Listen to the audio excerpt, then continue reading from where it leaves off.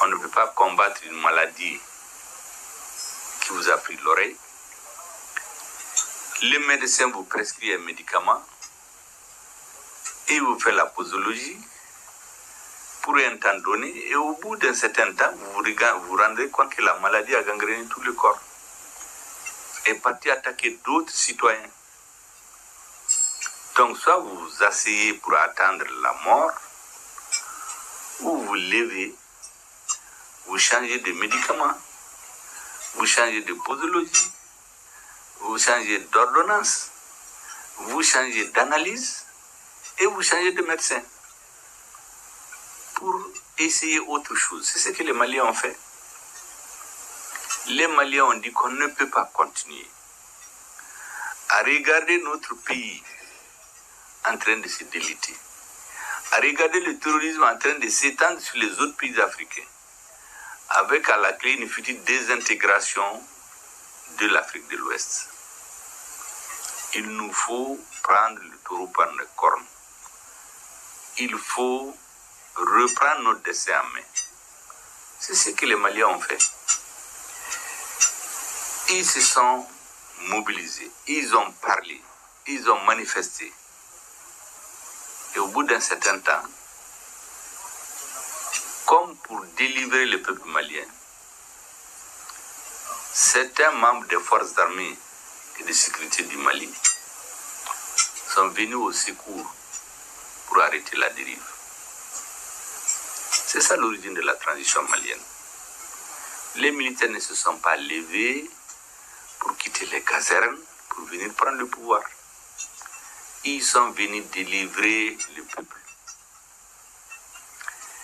Et au bout d'un certain temps, l'analyse étant approfondie, nous sommes arrivés à la conclusion qu'aussi longtemps que les Maliens ne prennent pas leur sort en main, le terrorisme va continuer à gangréner notre pays.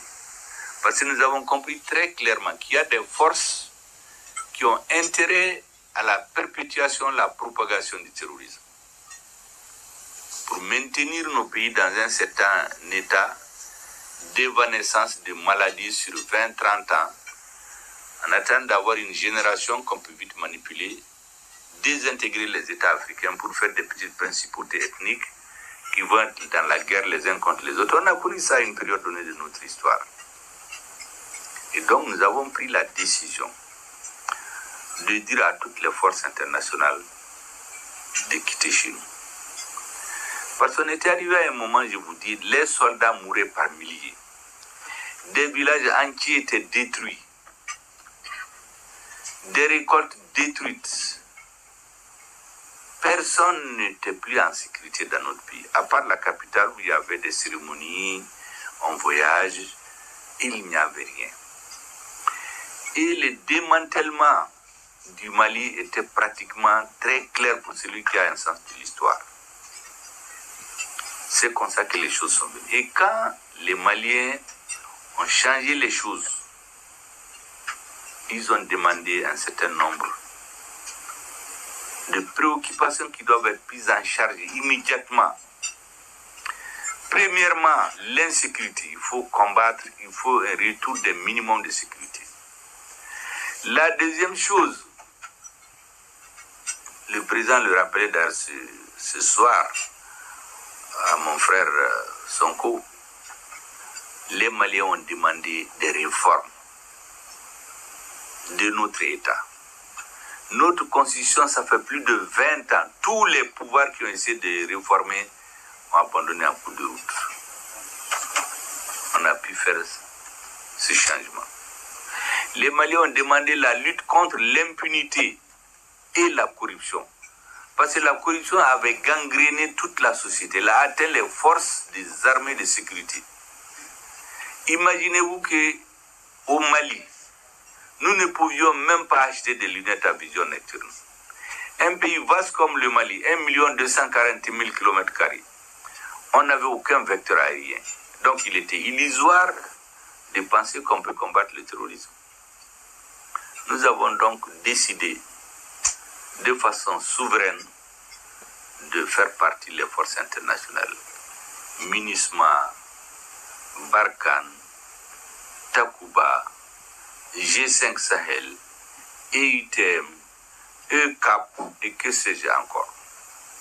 Il y avait des parties du territoire malien qui étaient interdites à l'armée malienne. Quand elle veut aller, on leur dit non, c'est la zone d'entraînement des forces étrangères, vous n'avez pas le droit. On apprend qu'il y a des terroristes qui ont attaqué les populations, l'armée ne peut même pas aller constater. C'est dans ces conditions qu'il y a eu le changement.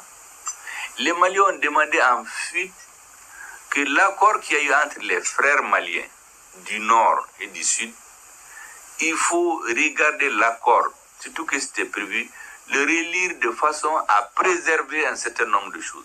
La laïcité de l'État, l'intégrité du territoire, la souveraineté du pays sur l'ensemble du territoire national.